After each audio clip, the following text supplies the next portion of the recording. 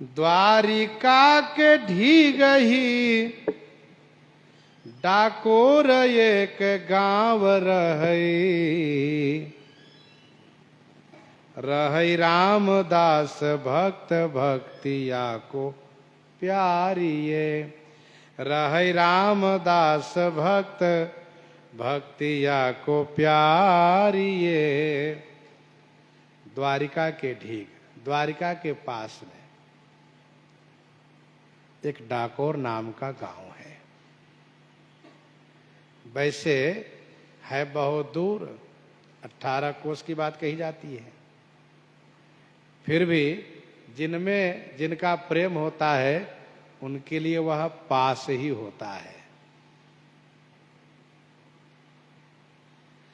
कुछ टीकाकारों ने कहा कि तब डाकोर नाम का गांव कोई और था पास में, बाद में डाकोर यहां पर भगवान आ गए, लेकिन प्रसिद्धि उसी डाकोर की है।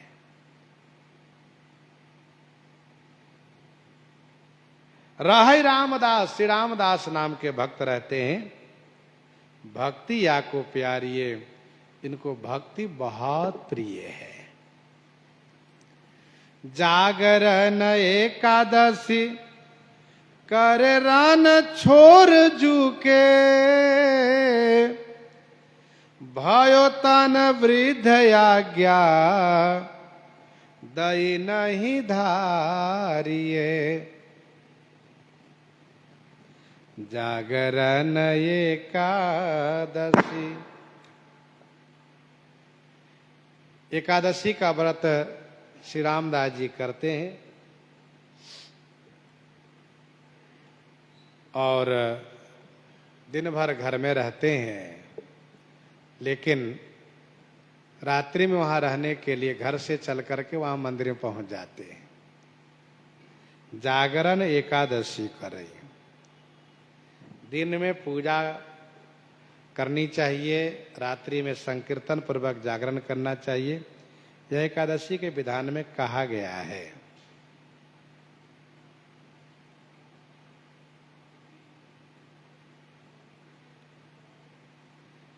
भगवान श्री कृष्ण द्वारिकाधीश को रणछोड़ राय नाम पड़ा है, क्योंकि इन्होंने जरासंध से युद्ध करते हुए मैदान छोड़ करके भागना शुरू किया था। तब इनको कहा गया देखो रणछोड़ भाग रहा है, रणछोड़ राय जी हैं।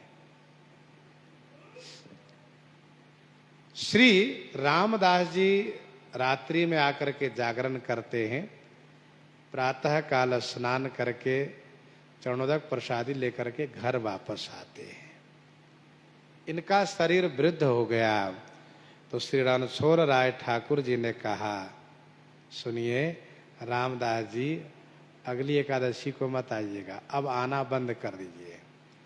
अब आप शरीर से वृद्ध हो गए हैं, वहीं जागरण करिएगा, वहीं से आप ध्यान कर लीजिएगा, यहां मत आया करिएगा।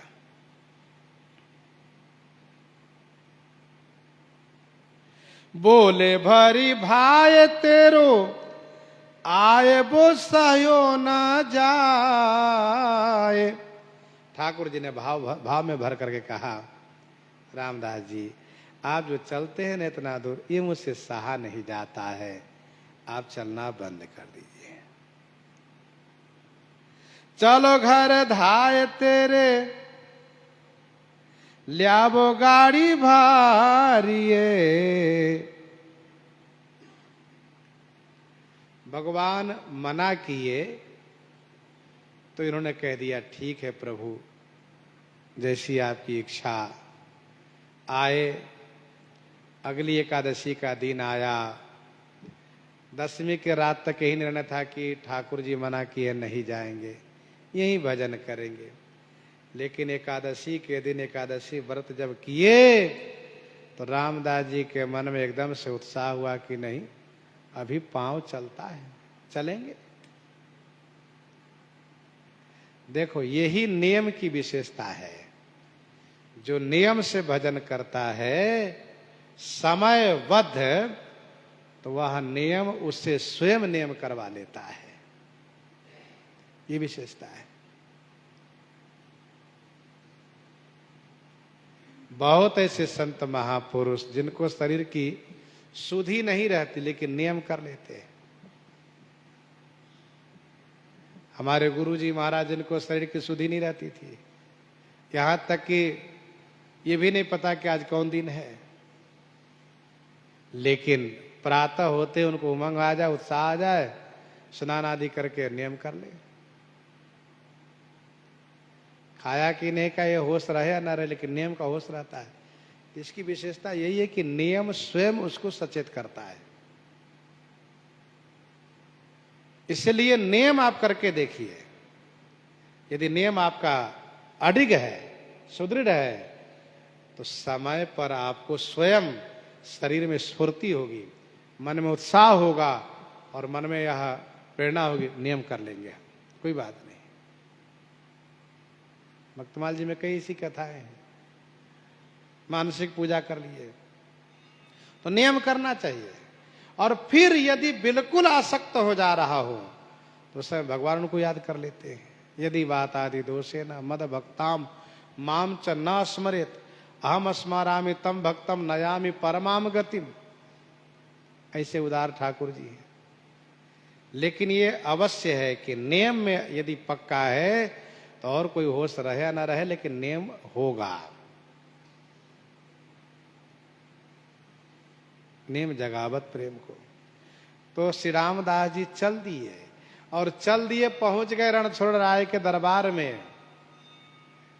तो ठाकुर जी अनमने होकर के पूछने लगे, क्यों आए आप? आपको मैंने मना किया था ना, फिर क्यों आ गए?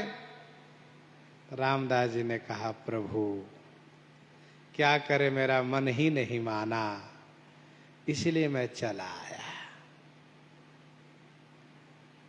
मुझे कोई कष्ट नहीं है। तो ठाकुर जी ने कहा कि आपका मन नहीं माना? कहा नहीं। सत्य तो यह है कि आपको देखे बिना मेरा मन व्याकुल हो रहा था, इसलिए चला आया।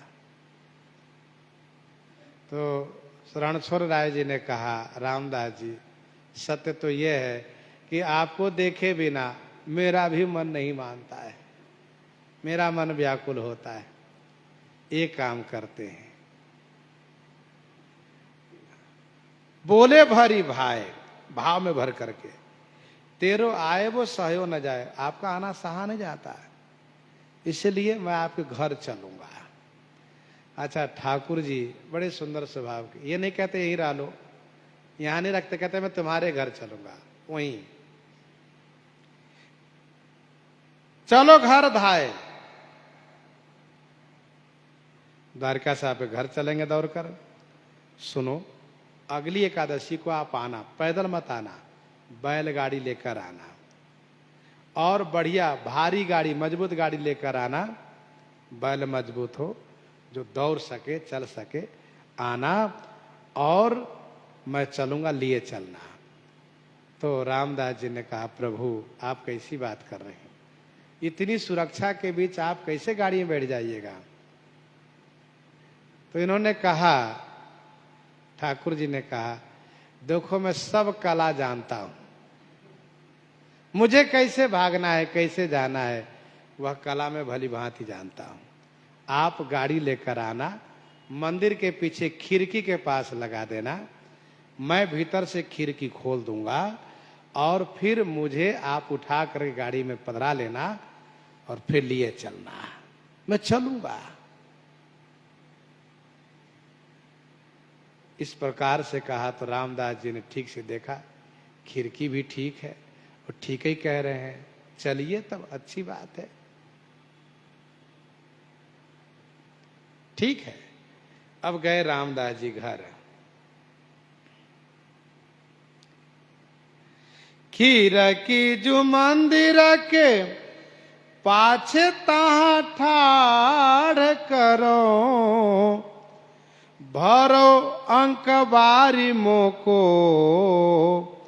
बेगही पधारिये। खिड़की जो मंदिर के खिड़की, उसी के पाछे गाड़ी खड़ी करना और मुझे गोदी में उठा करके रख लेना गाड़ी में, लेके चलना, मैं चलूंगा, आपके घर रहूंगा, यहां नहीं रहूंगा, वहीं रहूंगा। अब रामदास जी ये नहीं पूछ पाए कि बताइए आप चले जाएंगे तो मंदिर खाली हो जाएगा, और जब चल रहे हैं तो अच्छी बात है, भगवान की व्यवस्था है अपनी, चले। अब भगवान स्वयं प्रस्ताव रख रहे घर चलूंगा, तो अपने मना करना भी शोभनीय नहीं है, अच्छा नहीं है। करी वही भांति आयो जागरण गाड़ी चढ़ी, करी वही भांति आयो जागरण गाड़ी चढ़ी। आज इस एकादशी में श्री रामदास जी बैलगाड़ी में बैठ करके आए। लोगों ने सोचा रामदास जी पहले पैदल आते थे, बैलगाड़ी में आए, कोई बात नहीं, अरे वृद्ध हो गए, सोचा बैलगाड़ी चलो। जब शरीर नहीं चल पा रहा तो वाहन से चले, इसलिए आए, कोई बात नहीं, ठीक है, अच्छी बात है। और बार द्वादशी को चले जाते थे, अब की बार द्वादशी को रुक गए। तो लोगों ने सोचा थक जाते हैं, सोचा एक दिन जब गाड़ी लेकर आए एक दिन और रुक जाए, रुक गए। लेकिन योजना क्या है तो किसी को पता नहीं है क्या योजना है। सो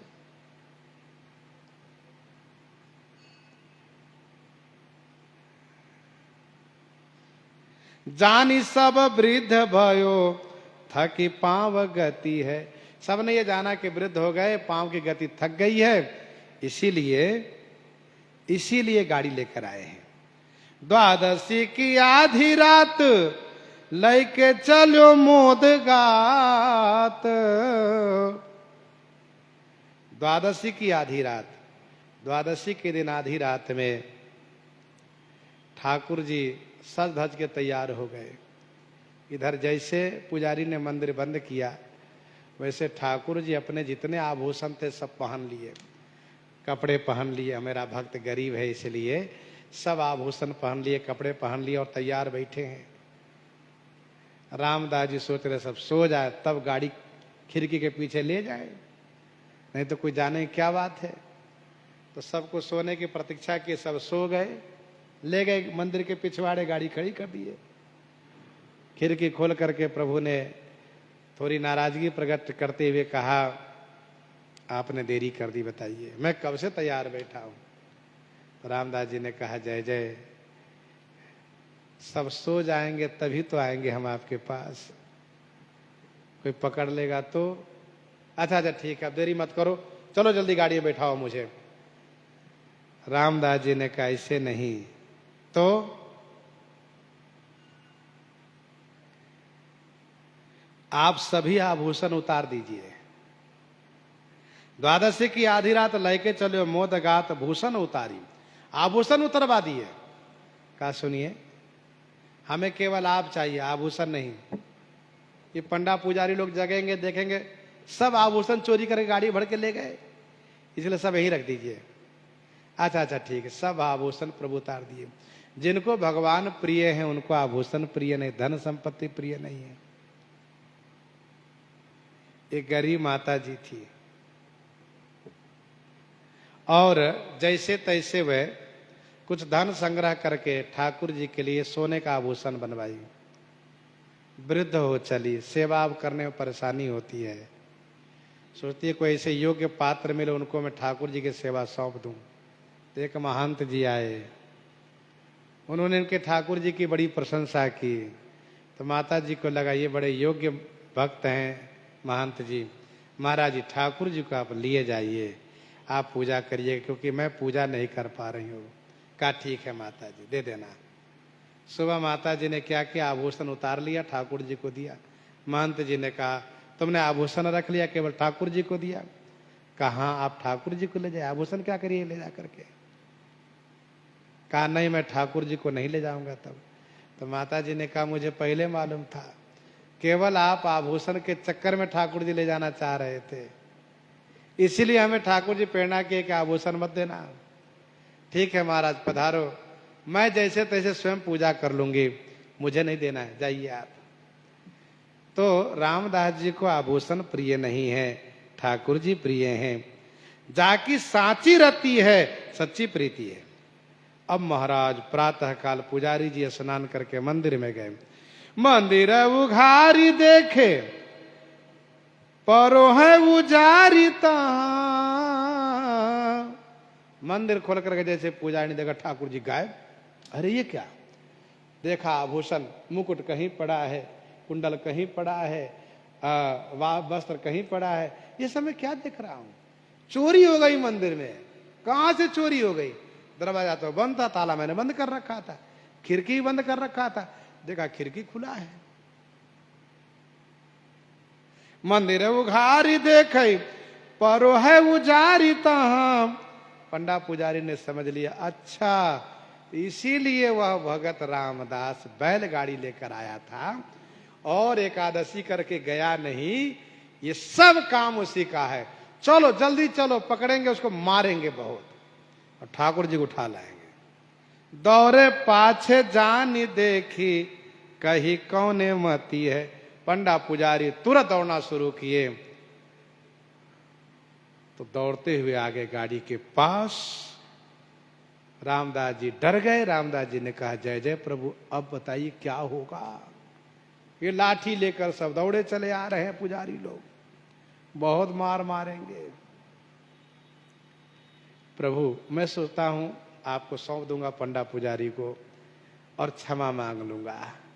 ठाकुर जी ने कहा, बताओ कैसे प्रेमी हो? प्रेम भी करते हो और मार खाने से डरते हो? अरे प्रेम में प्राण न्यौछावर किया जाता है, तुम दो चार डंडा खाने से घबराते हो? प्रभु यदि उसने मारा मैं मर गया तो पूजा कौन करेगा? कहा कैसे मर जाऊंगा, हम है ना। पहले एक काम करो, मुझे यहां से अलग छुपा दो कहीं, जिससे उसको पता ना चले कि तुम ही लेकर आए हो। कहां छुपा दे? कहा सामने बावली है, बापी पध राय हाँ कि जाए सुख पाए रहो।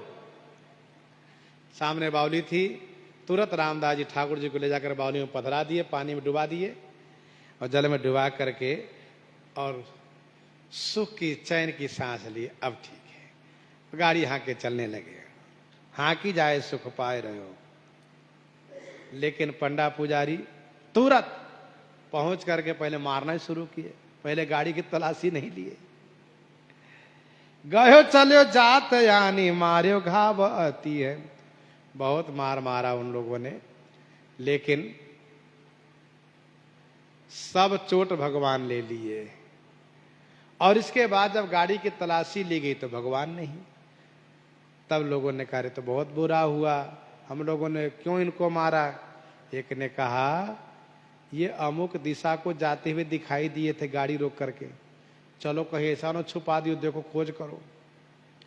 तो ये लोग खोज करने के लिए चले हैं। आगे की कथा आगे श्रवण करेंगे। इन्हीं के साथ आज सीताराम सीताराम सीताराम सीताराम।